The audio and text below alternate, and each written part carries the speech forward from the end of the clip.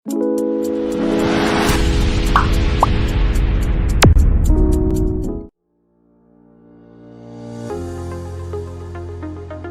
about your pilot journey first. So, Right. talking about your pilot journey, from engineering to flying, what is that one incident that made you consider like pilot is the best career option for you?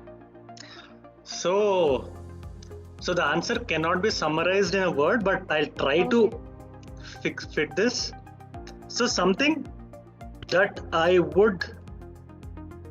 would push me. For example, that time when I wanted to do the flying, YouTube was not in the game. I just finished my engineering and I was in the crossroads of life.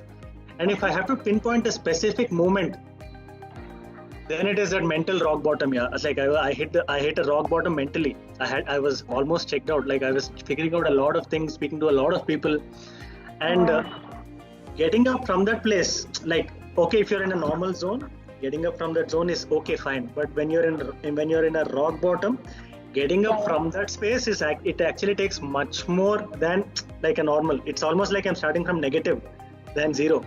And then when I figured it out, the single most influential thing, if I have to call it will be my mentor in terms of this pilot journey. I met a person once I felt like becoming a pilot. I met this retired captain called TPS Gill. He stays in Bangalore, and he has a very how do I put it? He has a very non-marketed coaching center in Bangalore. He doesn't market it. He does it out of passion. And somehow I got his contact and I met him. So his discipline and his passion towards that craft, he spoke to me about his old days and how he was in Indian Air Force.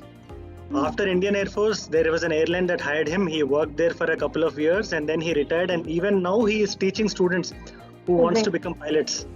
So his passion and his dedication towards that craft, that is something, okay, before that, okay, fine, let me just try it kind of zone I was in.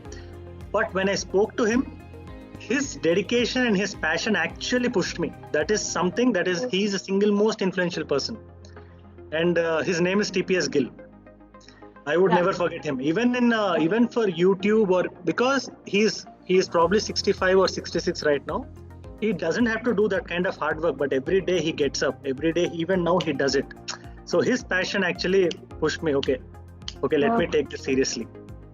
Yeah, when we are stuck in something, definitely we'll wait for someone. So when Yeah.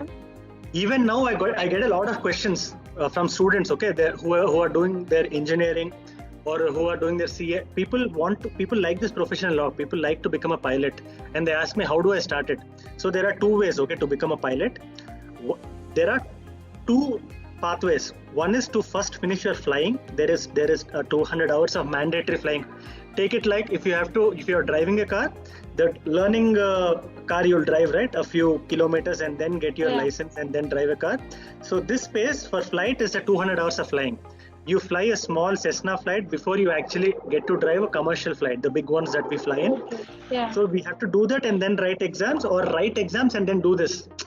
So what I suggest a lot of these people that are asking me is to finish those exams first, finish the tough part first, finish the academic part first, and then go chill, go to Miami, go to Canada, go to all these different places that you get a lot of speakers from different countries also in around the WorldClub. So all these different places will be there. There will be great flying schools also there. You can enjoy life, but first finish your exams, clear your all your academic stuff, and then go. That's what I keep telling the students. Okay. Thank you. Can you tell us your flying school experiences? Like, how was the education there? So, to be very honest and very fair, it was not a bed of roses for sure. Like I was expecting something like, okay, fine, I finished my exams, I cleared my medicals. I was like, now let me just go there and it's just flying and it's going to be parties, fun, flying and all of that stuff. Okay. But even when you go there, before you get into that flight and you take that first takeoff, there are a lot of things that you have to do. There are a lot of formalities that you have to finish. And settling into a new country and then flying also together, it's like a different ball game together. Yeah. So I would say it's like 60% hard work and 40% fun. Like the whole flying experience, like 40% of it was extremely fun. The flying part, taking your friends out, going from cross country flying will be there, night flying will be there. All of that is fun. But in order to finish that, in order to do that, saving your money, that is also very important, because those people there, the flying schools there, they would want to take your money. Like they're the people that will, if you are very slow learner and if you're sitting and letting them explain, there the money is taken in hours. Like every hour they charge you, every hour $80, every hour $80. So if you're sitting there willing to explain you for 3 hours, it's up to you if you're able to learn that in 1 hour or 3 hours. So this is something that I learned. Like then I got a lot of respect for this Indian teaching professors and all of that, these BTech professors and all. These people know they do it out of passion, man. Like hours together they teach the students, but there it's like in hours they get paid, and they're very like that commercial, money minded. But here in India, that I respect in India in terms of teaching profession. All the professors salute to even the VIT AP professors. Yeah. Okay. I just want to ask you one thing. Like sometimes after we achieve our goal, like we might regret it. Like have you ever regretted being a pilot? Doing this stuff only, like wasting, like first 15-20 days went into wasting, but later I discovered that I figured that out and I became serious. But there was that 10 to 15 days time where I was just figuring out, okay, fine, okay, but because when I went to fly, already I'm running a successful YouTube channel.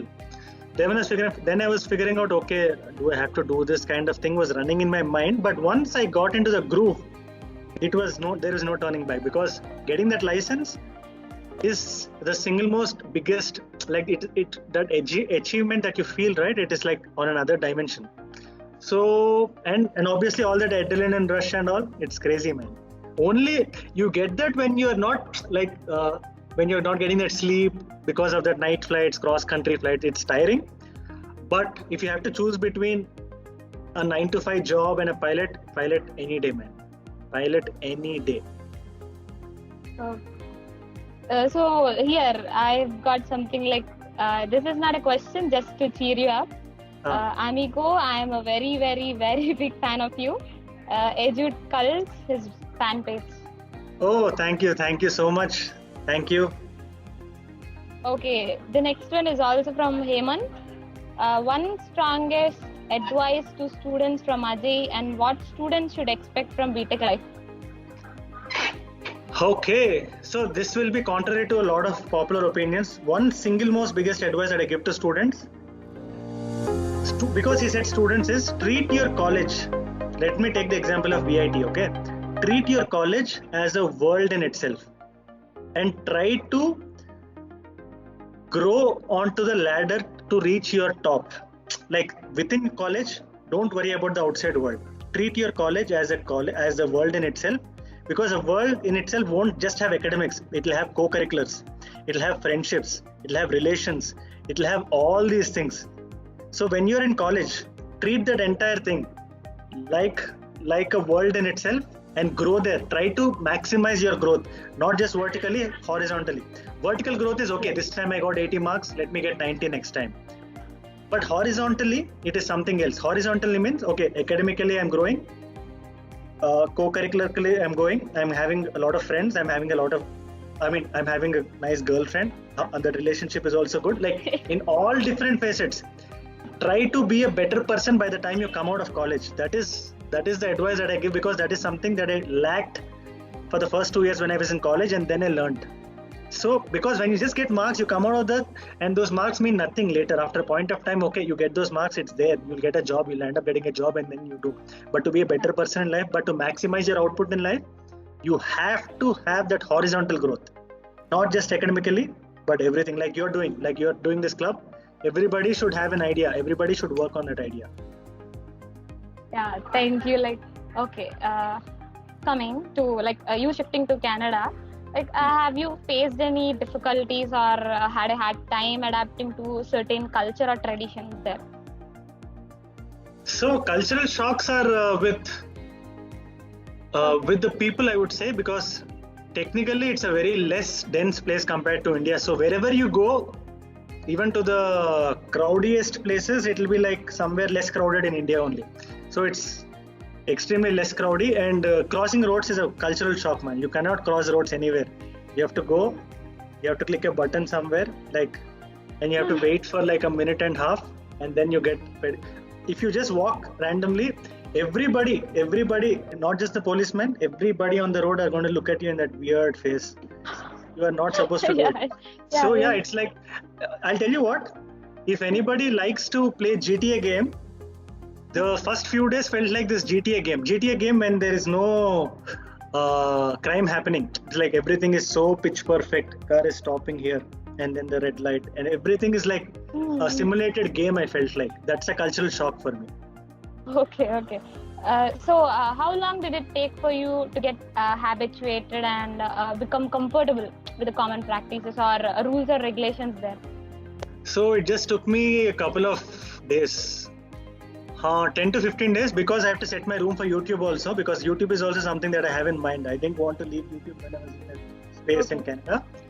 So setting up that room took around 15-20 days, because regular room setting is something, but setting up a room for a studio setup to shoot videos with the camera setup like this, shooting this one, having a what do you call this, art, almost like a mini art design in the background with all these flowers, trees and all, keeping that stuff behind and all, it just took 15 days. Once I have that studio mind set up in my mind, I'm comfortable.